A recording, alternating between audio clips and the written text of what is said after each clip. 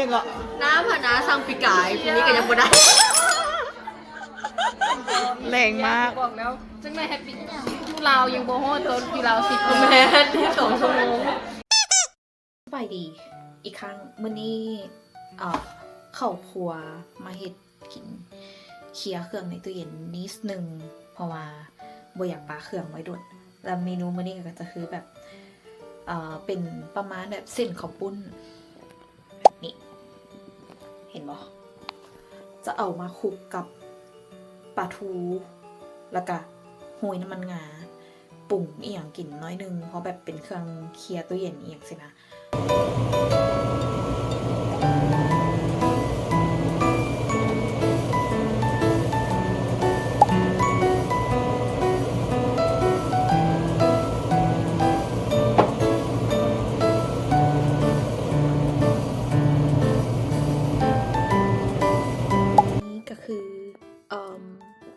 เขาเอื้นว่าอย่างซาวข้าวปุ้นใส่ปลาทูแล้วก็มีเครื่องปรุง 2-3 อย่าง อันนี้ก็คือมันบ่เป็นเมนูที่เรากินประจำดอกแต่ว่าอันนี้ก็คือสูตรมั่วเลยมีอย่างใส่เบิดตามในตู้เย็นที่เรามีเดี๋ยวจะกินให้เบิ่งเมนูนี้เฮ็ดกินมาหลายเทื่อแล้วก็รู้สึกว่าเป็นอีกเมนูนึงที่กินแล้วแซ่บเพราะว่าเราเฮ็ดเอง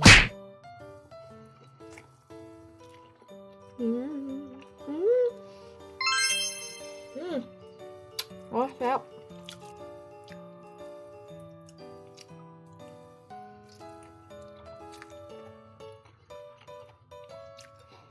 While we try to apply for funding, I will need your help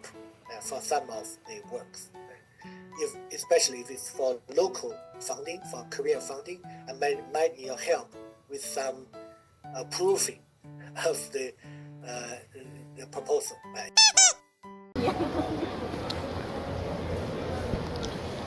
บอกไปเรื่อย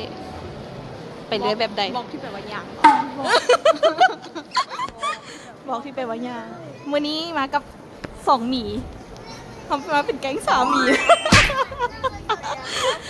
ติดพับขึ้นเลยครับมีแข็ง แล้วคุณเป็นหมีอะไรครับกริซลี่เบร์ครับ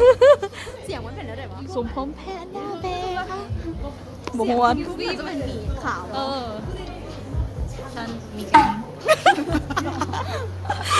กริซลี่เบร์นะคะ เสียงแบบน่ารำคาญ แพนด้ามันต้องออกเสียงเลย เสียงแหลมคลิปตัวอันยองอาเซโยค่ะนะแพนด้าอ่ะแพนด้าไม่พี่สาว 안녕하세요. 안녕. 안녕하세요. นั่นยงวันนี้ก็คือ เป็นมื้อพักเสาร์อาทิตย์เมื่อกี้กับเมียนห้องไปนี่แหละเมียนห้องแล้วก็เลยแบบแรงเติมพลังกินข้าวกินน้ำวันนี้แบบขี้ค้านเฮ็ดกินมันเป็นมื้อที่แบบพ่ออยากพักผ่อนแน่ก็เลยคิดว่าไปเวซื้อของกินอยู่ห้างสะดวกซื้อใกล้ๆห้องพักเขาอยู่แล้วก็จะมากินข้าวก่อนจะไปเฮ็ดอันอื่นต่อแทนมื้อนี้กับบ่ได้มีอีหยังให้เฮ็ดหลายเนาะก็คือแบบพักผ่อนอาจจะเบิ่ง YouTube แล้วก็หาคอนเทนต์เล็กๆน้อยๆเอาไว้เฮ็ดเดี๋ยวอันนี้คิดว่าจะเฮ็ดคอนเทนต์รีวิวโทรศัพท์ตัวเองหลังจากใช้งานแบบมาแล้ว 3-4 เดือนคิดอยู่ว่าจะเฮ็ดคอนเทนต์ออกมาเป็นประมาณใดเดี๋ยวถ้าติดตามกันเดี๋ยวขอตัวอนุญาตไปกินข้าวแล้วก็ไปเอนจอยกับการเบิ่ง YouTube ใดๆก่อนเดี๋ยวไว้เจอกันวาร์ปมาตอนนี้ก็คือตอนนี้กำลังเตรียมตัวแต่งหน้าแต่งตาสักเล็กน้อยเพราะว่าเขาจะถ่ายวอล์กรีวิวโทรศัพท์หน่วยนี้ Samsung Galaxy Z Flip 6 จะเป็นอาจจะเป็นวอล์กที่รีวิวใช้งานตัวจริงผ่านมาแล้ว 3-4 เดือนเพื่อจะได้รู้ว่าเขาใช้มันเป็นอย่างไรและถ้าไผเบิ่งคลิปนี้อยู่ก็สามารถไปติดตามในวอล์กนั้นได้เช่นกันว่าเขาจะเว้าดีเทลอันใดแน่จะบอกว่ามันดีจริง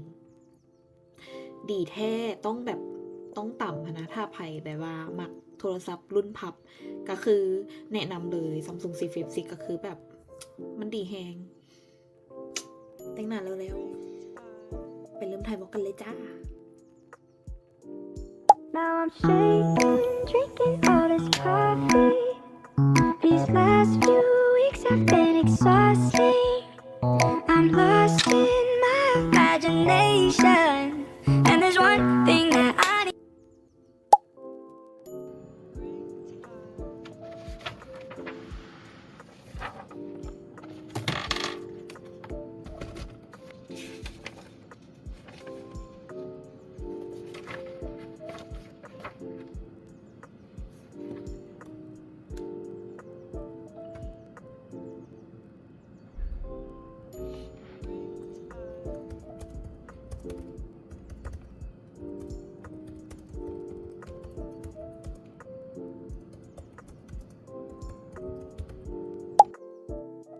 เดี๋ยวตอนนี้ก็มาเตรียมกินมีเลือกพวกเองเลยก่อนหน้านี้กินข้าวแรงไปแล้วแต่ว่ารู้สึกยังบ่อิ่มก็เลยแบบต้องมีกินให้มันแก้คัดให้มันเร็วค่ะเพราะมันนอนรับแมลงมื้อนี้กินมีของอินโดเป็นยี่ห้ออินโดนีเป็นแบรนด์มีของอินโดนีเซียที่แบบดังแฮงแบบบ่ได้ดังแต่อันนั้นอยู่ในประเทศเขาเจ้าใดดังมากๆเกาหลีแล้วก็รู้สึกว่าเป็นมีที่แบบฮอตฮิตนะอยู่แถวๆแบบเซาท์อีสต์เอเชียแถวบ้านเฮาเนี่ยประมาณนี้เพื่อลำอิททีรู้จักมีตัวนี้มันมีหมู่คนพม่ากับคนอินโดเขาเจ้าแนะนำให้บอกเขาเจ้าแนะนำมาแบบลองกินดูแม่แบบมันดีแฮงเลยรสชาติก็คล้ายๆกันแบบว่าเทสมันคล้ายๆกันกับอาหารหมายถึงเทสคล้ายๆกับรสชาติมีแบบของไทยหรือของเวียดเลยสินะก็เลยแบบมาลองกันในเมื่อเขาลองครั้งหนึ่งแล้วมันก็จะมีครั้งที่สองครั้งที่สามแล้วก็ครั้งต่อไป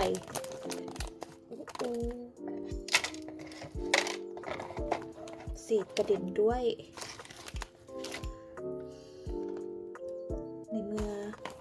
เศษกระเด็นเขาก็ต้องเก็บใส่ เพราะว่าแบคทีเรียเลิกเรียกแล้วโมมาเวลานี่ดอก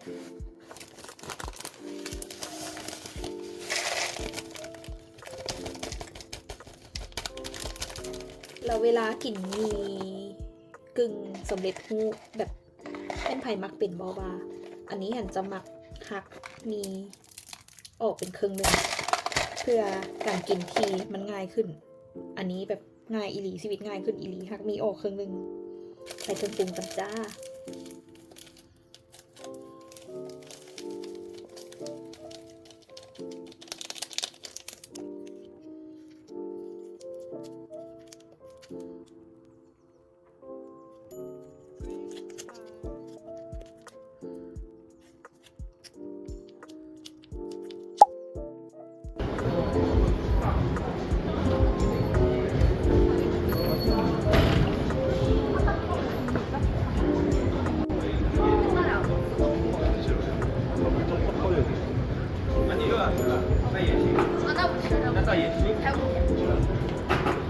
不到6点半，你是不会想到吃饭的。 เบาฮะ move something cute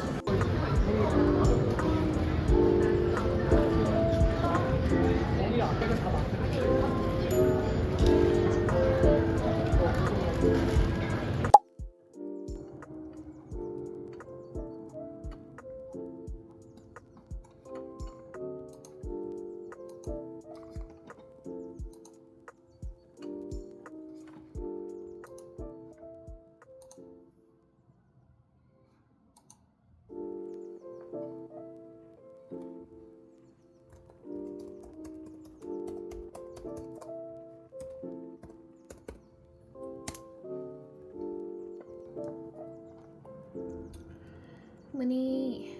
เป็นอีมื้อที่ work from home เพราะว่าพยายามตื่นเช้าแล้วตื่นบ่ทันตรงนี้แบบบ่ฮู้ว่าเป็นอีหยังคือแบบว่านอนเช้าเกือบคุมื้อแบบพยายามเฮ็ดให้ตัวเองนอนรับในช่วงเวลา 11 โมงกลางคืนแต่ก็บ่เป็นผลเป็นแบบนี้มาแล้วแบบเกือบอาทิตย์นึง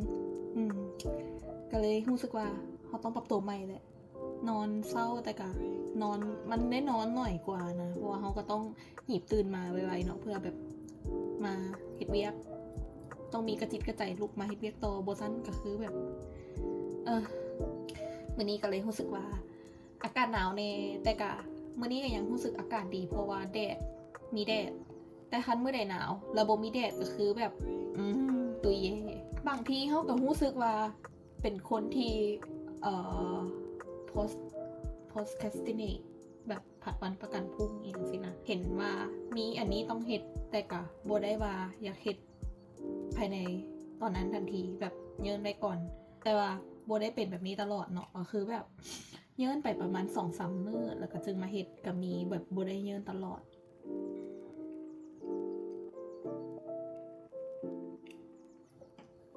ขอไปเวียกก่อนนะคะ Girl, you are the one for me. I'll get to you tonight. I am only one of many. Oh, you're mine. ต่อให้มีกำแพงของผู้คนปิดกั้นเอาไว้ฉันจะขอลงยังต้องการให้ความของเธอแค่เป็นคนเดียว Oh, Mona Lisa แม้ความเป็นจริงฉันได้แค่มองล้านปีฉันก็บอกจะรอถ้าต้องการให้เธอบอก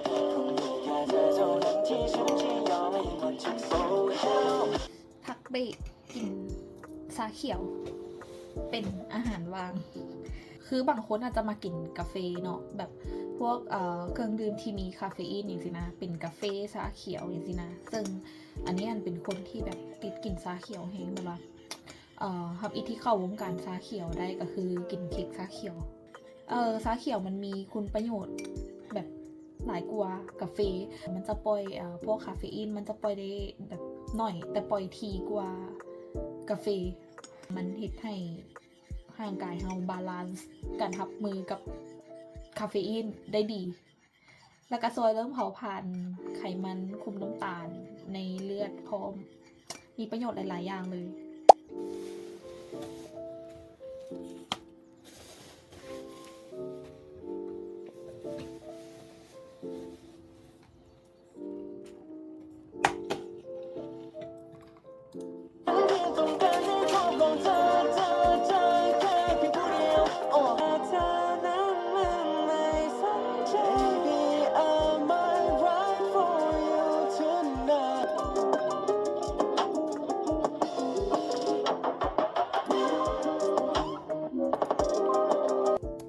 ไม่ต้องจัดกระเป๋าก็แค่ก้าวออกไปทุกๆเรื่องที่เกิดมาคือเรื่องใหม่ You're gonna make it bro สิ่งที่เธอกังวลที่เคยแบกไม่ต้องเอามันไปเราจะออกไปลุ้นด้วยกัน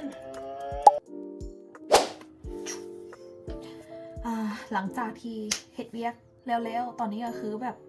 กินข้าวอย่างเรียบร้อยแล้วคือเป็นเวลาว่างอันนึงของเขาก็คือพอดีเครื่องที่ลูกค้าสั่งกับมาฮอดมาถึงเดี๋ยวเขาจะมาเช็คเบิ้งเครื่องให้ลูกค้ากันเช็คเบิ้งความเรียบร้อยให้ลูกค้าก่อนที่เขาจะส่งกลับเมืองลาวถ้าใครสนใจอยากได้เครื่องอยู่เกาหลีสามารถติดต่อให้เขาขับหิวได้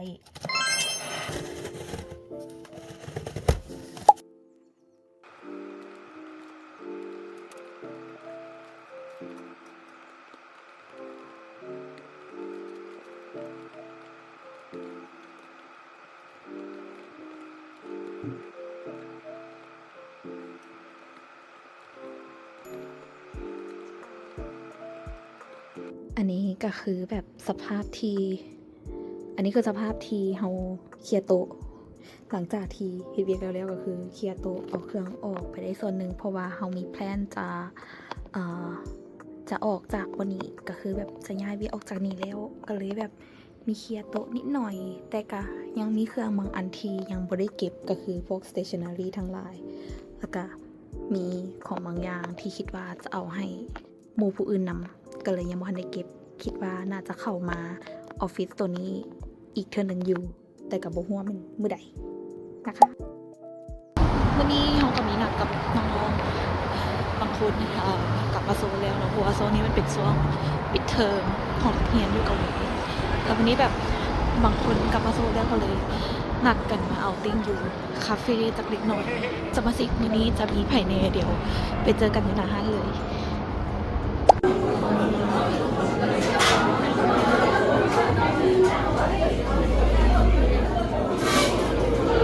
มากินตัวแรก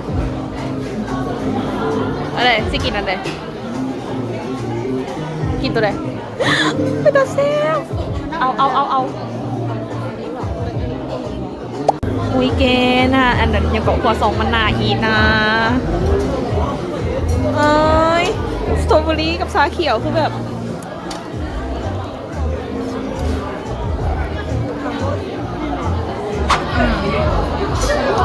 ตาดังเคมเมล่าอีกเคิร์สนะจ๊ะอันนี้คือสมาชิกของเรานะจ๊ะอีกคนหนึ่งหาย หายไปตอนไหน ก็ไม่สมัยเรียนหรอกแล้วทรงผมจะเปลี่ยนแต่ละคิวแล้วก็คิ้วโตตรงดวงตาผมสั้นแล้วก็คิ้วโตทรงสูงฟิตตรงยาวซ้อมกันด้วยกันละแบบแต่ละคิวผมจะมองปีละคิวปีละคลิปแล้วทรงผมกับผมแล้วกันจะคิ้ว แล้วแบบแล้วคลิปที่เขาไปอ่ะนั้นเวลาแล้วนะสมัยนั้นผมก็ยังแบบสั้นๆ แต่ที่เป็นแบบผมแล้วกันแบบปีละคิวแล้วก็ผมก็จะมองกันทุกคิว อันนี้เวลาละลายซับนะครับ แต่ละคนคุณหมดไปกี่หมื่นครับ 53,000 วอนถือว่าอันได้เสื้อเพดดิ้งตัวหนึ่งกับเสื้อนี่ตัวหนึ่งก็ถือว่าถูกเลยถูกเลยเพราะว่าปกติเสื้อเพดดิ้งอันที่ไปซื้อนะราคาแบบหลักแสนขึ้นเมือง ตัวมีอย่างนี้แบบขายในเว็บมันก็อาจจะแบบราคาถูกเพราะว่าแบบคือคัตติ้งก็ดีนะคัตติ้งมันก็สูงนะคิดว่ามันอาจจะราคาแบบ40-50แต่ไม่ได้ขาย19,000 เธอเก่งมาก เก่งมากกับทุกสอน วันนี้คุณเสียหายไปกี่หมื่นครับ ไม่เยอะค่ะยังบ่เลยค่ะคาเฟ่กินข้าว ฉ่ำมากช้อปปิ้งเทอราพีสุด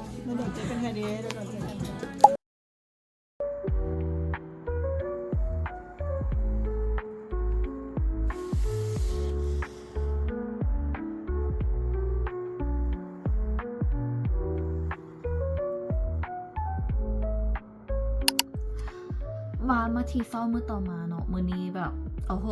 หนาวแบบหนาวช่ำแห้งหิมะตกจากที่เบิ่งพยากรณ์อากาศเมื่อวานนี้เขาเจ้าบอกว่ายูโซหิมะจะตก3 มื้อซ้อนส่งท้ายเดือนหนึ่งคือเดือนมังกรก็คือแบบจะหนาวเกินหนาวแบบจะหนาวไปใส่คืออยู่เกาหลีนะความหนาวมันก็หนาวเนาะแต่ว่าแบบคันเฮาลึ่งกับอากาศอันอยู่นี่แล้วนะจะบ่ได้รู้สึกหนาวขนาดนั้นจนกว่าจะมีลมพัดมาคือแบบเป็นเอียงที่แบบจะตายเฮเมื่อใดหิมะตกก็จะรู้สึกว่าคันมันตกมาแบบพอดีค่ะนะเฮาก็โอเคได้แต่คันเมื่อใดที่มันตกหลายปุ๊บออกไปนอกนี่ก็คือแบบต้องคิดแล้วคิดอีกว่าเฮาจะออกไปดีบ่เพราะว่าย่านมืนหิมะกับป่านนั้นย่านเกิดอุบัติเหตุขนาดนั้นเพราะว่าเคยเห็นเนาะแบบคนเกิดอุบัติเหตุที่แบบพ่ายแหงขนาดก็คือมีไรเดอร์ไปส่งอาหารแบบเรากำลังขับรถของเราดีๆได้กำลังจะจอดไฟแดงแล้วคือแบบหนทางมันมืนหิมะแล้วเรานะกิ้งเกือกลงไปกับถนนเลยอันนี้ก็คือแบบช็อกแหงเมื่อกี้นี่กาหากระเคียเวียกแล้วก็เลยจะมาคิดคอนเทนต์เพิ่มเติมลงซ่องตัวเองเพราะว่าตอนนี้แบบคือที่ว่าเลยเนาะเขาห่างหายจากช่อง YouTube ของเขาส่วนตัวนะไปโดนเติบก็เลยจะมาคิดหาคอนเทนต์ใหม่ๆเฮ็ดคลิปลง YouTube ตัวเองแล้วตอนนี้ก็กำลังเบิ่งอาชีพที่เป็นฟรีแลนซ์ไปพร้อมเพราะว่าตอนนี้แบบอยู่ในช่อง transition เนาะก็คือกำลังหาเวียกใหม่แน่แล้วก็รู้สึกว่าบ่อยากให้ไทยตัวเองแบบอยู่ละเป็นคนส่วนตัวเป็นคนอยู่ละบ่เป็นต้องหาอย่างเฮ็ดตลอดตอนนี้คิดอยู่ว่าสิ่งที่เฮาอยากจะเฮ็ดก็คือแบบเป็นสิ่งที่อีหยังที่เฮารู้สึกถนัดอันใดที่เฮารู้สึกอินเฮารู้สึกมักก็คิดว่าอยากเฮ็ดเรียกเกี่ยวกับสิ่งนั้นให้มันเกิดเป็นประโยชน์อันนึงแต่ก็ขอคิดเป็นโปรเจกต์อันนึงไปก่อน อันนี้ยังคิดภาพบ่ออกเลยว่ามันจะออกเป็นลักษณะใดแท้อีก YouTube ช่องนึงเนาะที่เป็น YouTube กับน้องๆแก๊งนักเรียนลาวเด็กๆคนลาวอยู่เกาหลีนี่แหละที่เฮ็ดนำกันก็คือเป็น YouTube ของช่อง Seven Sense แล้วก็เมื่อวานนี้หลังจากที่ไปช้อปปิ้งแล้วเนาะก็พากันไปกินเขาเจ้าเอิ้นเป็นชาบูหม่าล่าบ่ถ้าเป็นภาษาบ้านเฮา ราะว่าอยู่นี่เขาเจ้าจะเอิ้นตามภาษาจีนก็คือเป็นหัวกัวก็คือแบบเป็นชาบูมาล่าเลยแล้วก็มีไอเดียอีกอันหนึ่งที่เฮาคิดอยากเฮ็ดลงคอนเทนต์ซ่องตัวเองก็คือเป็นคอนเทนต์ที่ใช้ภาษาอังกฤษเป็นหลักเพราะว่าส่วนตัวเนาะอันนี้นะเป็นคนมักเว้าภาษาอังกฤษแล้วภาษาที่เฮาเรียนมานะเฮาบ่อยากทิ่มสกิลการเว้าภาษาอังกฤษของเฮาแบบไปแบบเปล่าๆไปละล่านะคันเฮาเฮ็ดคอนเทนต์ลงซ่องใช้แต่ภาษาตัวเองเฮาก็เว้าแต่ภาษาลาวทั้งอยู่ในจอกับนอกจอที่เฮาสื่อสารกับหมู่กับคนอยู่บ้านสินะเฮาก็ใช้แต่ภาษาลาวแล้วภาษาอังกฤษเฮาบ่ค่อยมีโอกาสได้ใช้อันนี้คิดอยู่ว่าตอนนี้เนาะเฮายังอยู่เกาหลีเฮายังอยู่ต่างประเทศเฮายังได้ใช้ภาษาอังกฤษอยู่บางโอกาสแต่คันในคิดในแง่อนาคตคันเฮามีโอกาสกลับไปลาวแล้วเฮาจะได้ใช้แต่ภาษาลาวสังคมอยู่พุ่นมันบ่มีไผเลยที่จะเว้าภาษาอังกฤษนำเฮาสินะแล้วก็เลยรู้สึกว่าคิดอยู่ว่าจะเฮ็ดคอนเทนต์ที่เว้าภาษาอังกฤษอย่างเดียวตลอดคลิปลงซ่องตัวเองเฮ็ดเป็นคลิปหนึ่งซะออกมาจะเป็นคอนเทนต์แยกจากคอนเทนต์อันอื่นที่เฮาใช้ภาษาลาวสื่อสารเดี๋ยวจะเป็นจังไดแล้วก็ท่าติดตามเบิ่งต่อไปเนาะว่ามันจะออกเป็นประมาณใดสำหรับวอล์กประจำเดือนมังกรปีนี้ปี2025ก็เนยจะขอตกเพียงแต่เท่านี้เนาะเพราะว่าช่วงนี้ก็คือเป็นช่วงใกล้จะเบิดเดือนแล้วเป็นช่วงเทศกาลผักกุดจีนอยู่ดีแต่อยู่นี่นะคนเกาหลีเขาจะเอิ้นกุดจีนว่าซอนนันก็คือเป็นกุดเกาหลีคันตาภาษาลาวเฮาบ่สามารถเอิ้นกุดจีนได้เพราะว่ามันเป็นเรื่องที่แบบเซนซิทีฟน้อยนึงเนาะเฮาอาจจะจบคลิปไว้แต่เพียงแต่เท่านี้เดี๋ยววอล์กเทื่อต่อไปวอล์กประจำเดือนต่อไปจะเป็นประมาณใดเดี๋ยวเฮาจะพยายามลงคลิปอัปเดต